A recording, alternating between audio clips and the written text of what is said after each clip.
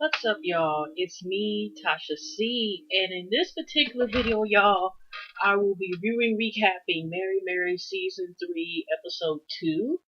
Thank you for my YouTube fam, and thanks for all the new subscribers, and let's get this started. Really, this episode was dealing with problems in relationships, and four different, we're not gonna say, we're gonna say really three, but it was revealed it was four. You got business and both, the romantic, personal relationship things and the problems that we're having.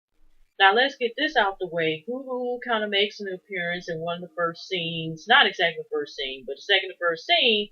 We see her talk to Justin. Honestly, I didn't even know at the time that she was still talking to Justin because I seriously thought when I seen the end of last season that once she changed her mind about moving to, I think where he was, in Georgia or somewhere, that she changed her mind about the relationship. But this particular thing, she realized, even though she'd been with a year and a half and something with him, with Justin James, I think that's his name, Justin James or whatever. She realized that she doesn't want to deal, just fading apart. And she has accepted these past couple months, and maybe because they are in a long distance relationship and other things come to matter, she's talking to him through whatever Skype or whatever the case is, and decides to say right then and there, like, you know what, I don't. It's probably best if we just end this one of those type of conversations. So later on, last time we see Google is when we're going with this other situation I'm about to get into, right? Um, if she ends up revealing the sister, I forgot her name, the one who just recently got married last season, she's there. I don't know if she's back being a nanny again or she was just visiting. But it's her and of course Erica and Tina. I forgot whose house it was, but Google finally admits to them that she is broke up with Justin. And Erica kind of thought that was gonna happen, but she was shocked. But that's the thing is that she's broke up with Justin. So she realized, the way it was going, and when she looked further down the future, it's kind of like something she don't see this growing into a marriage, and that's it. So let's get into, because it's intertwined through all this whole episode recap. I'm going to do this recap is about the whole situation with the rest of these relationships. Now, Tina admits that she loves to communicate, which I honestly, not to sit here and take sides or anything, but I'm confused because it's like here she's kind of having the silent treatment towards Mitchell or whatever, and she's just fed up with him. And like I said, I think I said in the comments below, I think to shout out Christy Johnson, she's one of my subscribers, and kind of like comments, most of the time. But it's just, the thing is, I think I had responded back to her was, it's like, I was actually surprised that they were still able to make it to this season because for it to be like, it's going to be ups and downs, but all the problems that is occurring, it's like they're they were hanging on to a thread. So I was surprised that their relationship lasted this long, partnership lasted this long, considering, we've seen all this here, I can't stand so far, and all this stuff keep going back and forth. So it just seemed like, excuse me, y'all. Okay. It just seemed like there was too much mess, actually, that, let you know, like, you didn't see, it was just like, I don't know how to get along enough even to make deals. Personally, I'm just saying that's all I was seeing how it was going. And so, Tina finally admits to Erica that she has told Ebony about the infidelity that went going on between her and her husband's name's Teddy, right? So Erica's looking at like, oh my gosh, because she's thinking about, okay, you're announcing this to an article, it's going to be published in a couple weeks and stuff like that, and she's just kind of wondering about the impact that had. But Tina feels that it was time for her to get this out or get it off her chest, whatever. So that's why she had told that. And also, we have this issue again with the Mitch thing, him now making problems. And I guess again, there was a cancellation, a symphony that there was supposed to be. But just like I've got to mention my last um, review about, also they weren't notified the red copper event or whatever, so they didn't decide to do whatever in time. And they're just saying there's so many negative points with Mitchell. And also, I didn't bring the fact it's not to, like I said with the Tina thing. Tina was always the late one a lot of times. And then the thing is that there was a good tour that was supposed to pay him what they usually don't get paid. in like 10 days or whatever mini tour, major tour was they were supposed to take New Year's Eve, and she decided to take it off to have a vacation with Ted. Well, nothing wrong with that, but I'm just saying is that I'm just like, I don't know. I have a question mark with this whole thing. You just have to see what's going. Some stuff we don't know behind the scenes with their business relationship. But what I'm saying is that she's basically like Tina is sick and tired of dealing with Mitch. She feels like he's not delivering and stuff like that. And then Erica's trying to tell her, you we were supposed to be given a year and stuff like that because think about it. We had to sacrifice, I guess, something. In other words, sacrifice for you because of this latest baby. Santana, I think that's what Tina's Teddy's last child's name. It's not even a year old yet, and it's not. We need to give him time. We gave you time, so give him time as far as doing his job, and don't do it very soon, and we just get rid of him. So, Erica also tells Tina about the whole thing that went down. They haven't really talked ever since Mitch decided, to sit there in the parking lot and confront Erica right there about the thing, and then of course Warren was doing this on every syllable and stuff. And the thing is, it's kind of like you kind of look at both sides. It's like, oh, could have been done a different way. Mitch could have like met Erica at a different time, but also Erica could have just told him up front because she admitted that, oh, I was in between. I didn't know for sure and stuff like that, and I didn't know for sure whether or not that I was going to have my manager. I was kind of so blah blah, and then Mitch had really kind of had found out about him having to go and wait around the corner of the parking lot basically in order to find this information. So it's kind of like I said, one of those things is it's like I wouldn't be surprised. I don't know if Artie still is Mitch is still managing them because I wouldn't be surprised if he is. I wouldn't be surprised if he was no longer more. But you just see all this clashing, all consistent clashing. Okay, so we go on the fast forward scene. Like I said, Goo Goo comes over the house. So like I said, they're still on the thing with Tina. Tina's like, basically mess and Mitch ain't living, blah blah blah. So we go to another scene where Google, like I said, meets up the ladies, and I'm just picking up where I left off with Google finally missing that she's pregnant. And Tina finally admits, what? No, I just want to let you know I'm actually happy, a little bit happy that happened. And everybody just kind of paused, like, seriously, Tina, she does not need that now. But when Google was talking about no marriage material, and Tina, that's when Tina kind of talked, oh, where everything I'm going through now and all this other stuff, and with her marriage and infidelity, like taking the best and worst purpose. So no one, don't pick nobody if you don't feel like they're good mate, because when you get into marriage, I'm just talking in terms because I haven't been, I'm not married, at all, over the future of it. But I'm saying is that in terms like, if you don't feel good in your heart this person's not worth marrying, then don't do so. And she's like, but now she's just going through what she is right now, the situation with Teddy after finding it out. It wasn't like it was something that was told to her that she had found it out, something that.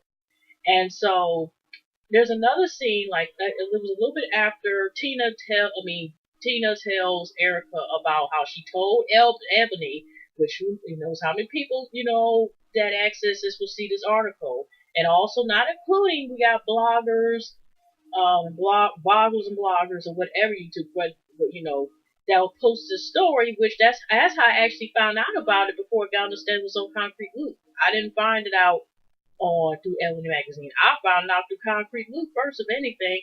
So how many people will have access to see this story if you're willing to tell this out. So Erica and Warren are having a conversation, and they chilling in nightgowns, reading a book or two, and having a conversation. And she tells Warren about what Tina did, and now Erica already is trying to come out with her new single, and I think she signed or was in the process of signing with Warren, on My Block or Block Records. And the problem is that Warren's thinking like, unless I'm being asked or something like that, we ain't got to sit there. With our situation, this is own words. With our situation, we don't need to add more fuel to the fire, stuff like that, whatever. And so Erica says in her own words, but not really bluntly say anything. This is just up in the air. She said she understands exactly what Tina was going through at one time. And we'll leave it as that because, like I said, it didn't really go. It's like you could speculate, but it really wasn't said out flat out what was said. And so, anyways, they were just worried about the thing is here, the same time she's supposed to promote her single, and eventually they're supposed to work on the LP and all this other stuff, collect all together, all the stuff. The problem is that that's the same time this Elodie article stuff. So Warren is kind of worried about how with the controversy with that being out there, how it's going to affect your singles, are going to override and stuff like that. And I think again, like I said, like I said, we already got Tina thinking about him being worried about like Mitchell being the manager and stuff like that.